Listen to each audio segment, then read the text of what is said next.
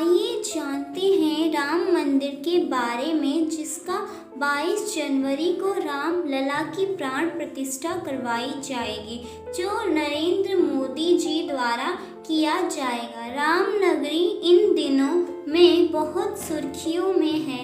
यह रामनगरी है जहाँ पर भगवान श्री राम का जन्म हुआ था और वह यहाँ के क्षत्रिय राजा थे। आगे जानने से पहले आपका स्वागत है हमारे चैनल हिंदी डिवाइन टेल्स में। अगर आप हमारे चैनल पर नए हैं तो चैनल को सब्सक्राइब, वीडियो को लाइक, कमेंट और शेयर करना ना भूलें। आइए आगे जानते हैं। अयोध्या पहले कौशल जनपद की राजधानी थी।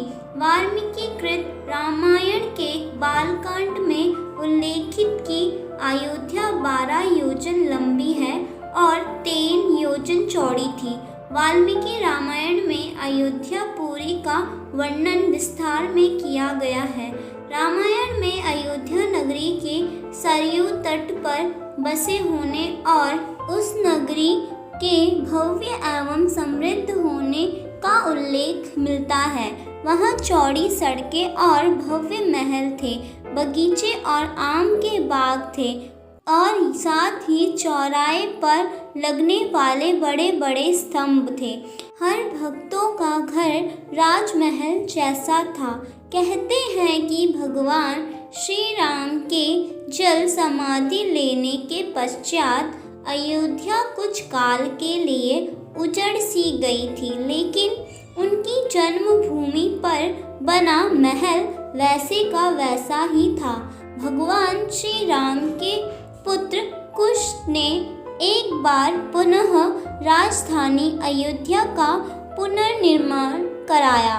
इस निर्माण के बाद सूर्यवंश की अगली 44 पीढ़ियों तक उसका अस्तित्व आखिरी राजा महाराजा प्रद्वल तक चरम पर रहा।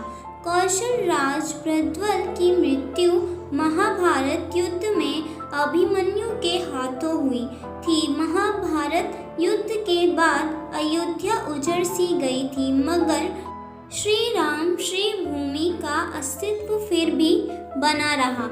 इसके बाद यह उल्लेख मिलता है कि 100 वर्ष पूर्व उज्जैन की चक्रवर्ती सम्राट विक्रमादित्य ने श्री राम जन्मभूमि पर काले रंग के कसोटी पत्थर वाले 84 स्तंभों पर विशाल मंदिर का निर्माण करवाया था। विक्रमादित्य के बाद राजाओं ने समय समय पर इस मंदिर की देखरेख की। इसके बाद कहते हैं कि चीनी भिक्षु फाहियान ने देखा कि कई बौद्ध भट्टों का रिकॉर्ड रखा गया था। यहाँ पर 7वीं शताब्दी में चीनी यात्री हेनतिसांग आया था। उसके अनुसार 20 बौद्ध मंदिर थे तथा 3000 भिक्षु रहते थे और यहाँ हिंदुओं का एक प्रमुख और भव्य मंदिर भी था, जहाँ रोज हजारों की संख्या में लोग दर्शन करने आते थे। जिस मंदिर को राम मंदिर कहा जाता था, उन्होंने यह गवाही दी थी 11वीं शताब्दी में, जब पानीपत का युद्ध हुआ। उसके बाद आक्रमणियों ने काशी, मथुरा और अयोध्या में भी लूटपाट मचा दी तथा पुजारियों की हत्या भी कर डाली। 1527 से 28 में अयोध्या में स्थित भव्य मंदिर को तोड़ दिया गया और उसकी जगह पर मस्जिद बनवा दिया गया। बाबर ने 1528 में मस्जिद बनाने का आदेश दिया।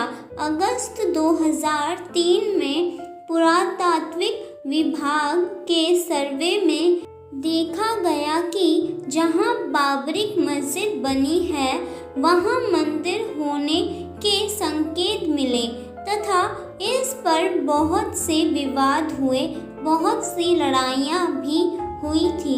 एक सर्वे के द्वारा पता लगा कि भूमि के दबे खंभे और अन्य अवशेषों पर अंकित चिन्ह और भरे पोटरी से मंदिर होने के सबूत मिले। इस खुदाई में कितनी ही दीवारें, फर्श और बराबर दूरी पर स्थित 50 जगहों में से खंभे के आधारों की 2 कतारें पाई गई थी। एक शिव मंदिर भी दिखाई दिया। 30 सितंबर 2010 को इलाहाबाद उच्च न्यायालय की लखनऊ खंडपीठ ने विवादित ढांचे के बारे में ऐतिहासिक निर्णय सुनाया तथा यह कहा गया कि जहां रामलला विराजमान है वही श्री राम की जन्मभूमि है। तब वहां से उस मस्जिद को गिराया गया और नरेंद्र दामोदर दास मोदी जी ने वहां पर मंदिर बनवाने की घोषणा की, जिसके बाद 5 फरवरी 2020 में मंदिर बनाने की शुरुआत की। इसके बाद नई मूर्तियां भी तैयार की गई। मंदिर निर्माण आधिकारिक तौर पर 5 अगस्त को आधारशिला के समारोह के बाद फिर से शुरू हुआ तथा हवन करवाया गया। अलग अलग नदियों के जल से उस स्थान को पवित्र किया गया और 5 अगस्त को प्रधानमंत्री नरेंद्र मोदी जी ने हनुमान गद्दी मंदिर में हनुमान जी की अनुमति ली। इसके बाद राम मंदिर का शिलान्यास हुआ, जिसके बाद राम मंदिर का निर्माण शुरू किया गया। अब राम मंदिर में 22 जनवरी को रामलला की प्राण प्रतिष्ठा करवाई जाएगी, जिसके लिए लोग बहुत ही उत्सुक हैं तथा बहुत खुश हैं। एक बार फिर से भगवान श्री राम के मंदिर का भव्य तथा बहुत ही आकर्षक मंदिर बनाया जाएगा। कहा जा रहा है जब रामलला की प्राण प्रतिष्ठा होगी तब लाखों लोगों की उपस्थिति होगी या उससे भी ज़्यादा लोग आएंगे। 22 जनवरी को पूरा देश दिवाली मनाएगा। रामलला की प्राण प्रतिष्ठा नरेंद्र मोदी जी द्वारा की जाएगी, जिसकी उत्सुकता पूरे भारत देश को है। आशा करती हूँ आपको हमारी वीडियो पसंद आई हो। चैनल को सब्सक्राइब, वीडियो को लाइक, कमेंट और शेयर करना ना भूलें।